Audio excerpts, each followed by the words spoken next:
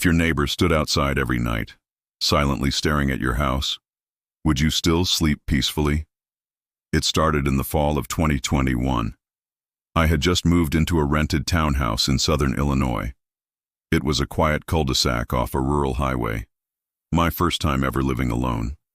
I was 27, fresh off a hard breakup, thinking the solitude might help me reset. The townhouse was simple but clean, part of a small row of nearly identical units. The kind of place people forget exists.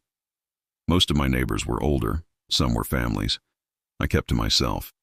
That was the plan. But I noticed him immediately. 3 doors down. A heavy-set man in his 40s, scruffy beard, always wearing the same black jacket. He never spoke, never smiled, just stood outside. At night, staring. Every time I pulled into my driveway after work, around 9 or 10 p.m., he was there, leaning on his porch rail or standing at the edge of his driveway, always facing the street, sometimes pacing, most of the time completely still. At first, I brushed it off. Maybe he was an insomniac, maybe he liked the night air, but he never made any effort to interact with anyone. He didn't seem to be on a walk or having a smoke. He was just watching. And over time, it started to get under my skin. It wasn't just that he was outside. It was how still he was. Like a statue. He never shifted his weight, never looked at his phone. His eyes were always locked forward, like he was waiting for something. Then, in mid-September, the noises started. One night, around 2:37 a.m., I woke up to the sound of metal scraping against wood. I thought it was a dream until I heard it again. A long creaking noise, like an old gate slowly opening. I sat up in bed, heart racing. My bedroom was on the first floor with a sliding glass door leading to a small fenced backyard. I listened. Then came the soft crunch of footsteps. My backyard didn't have grass, just decorative rock. You could hear every step.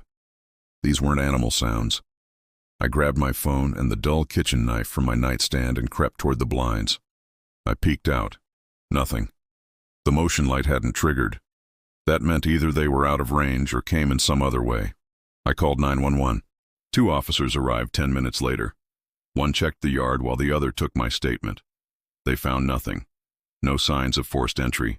No footprints. The gate was closed. Probably just a raccoon, one of them said with a dismissive look. The next morning I checked again. That's when I saw it. A flat stone, about the size of a paperback book, wedged under the gate, keeping it from closing completely. Subtle, precise, like someone had placed it there to slip in quietly later. I called the police again. They noted it in their report but told me the same thing. No crime, no action. 2 nights later, it got worse. At exactly 2:14 a.m., I was jolted awake by the sound of my back door handle rattling. Soft at first, like someone testing it, then more forceful. Someone was trying to open it. I froze. The motion light clicked on. Through the blinds, I saw a shadow. A tall figure, standing just outside the glass. I called the police again. Same officers. This time, they found large footprints in the gravel leading to the door. But again, no break-in. Nothing they could do. The next day, I installed 2 Wi-Fi security cameras. One at the back door, one at the front. That night, I didn't sleep. I sat in the living room, watching the camera feeds on my phone. 2:14 came and went. Silence. Then at 2:23 a.m., the back camera triggered. A man stepped into frame. Same black hoodie, same scruffy build. He moved like he knew where the motion sensor was. He walked up to the door, looked straight into the lens, and smiled. Not a happy smile. A slow, stretched grin that made my blood run cold. Then he backed away and disappeared into the dark. Police came. Saw the footage. Said it was creepy, but again, no law broken. That night I didn't stay there. I went to a hotel.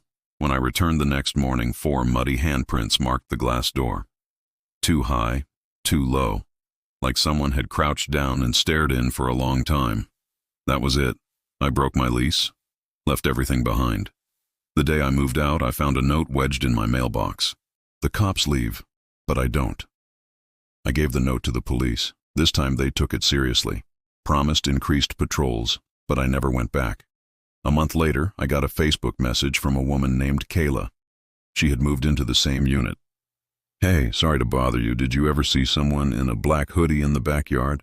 I've been hearing footsteps at night, and last night someone knocked on the glass around 2 a.m. and just stood there." I didn't respond, because I already knew the answer.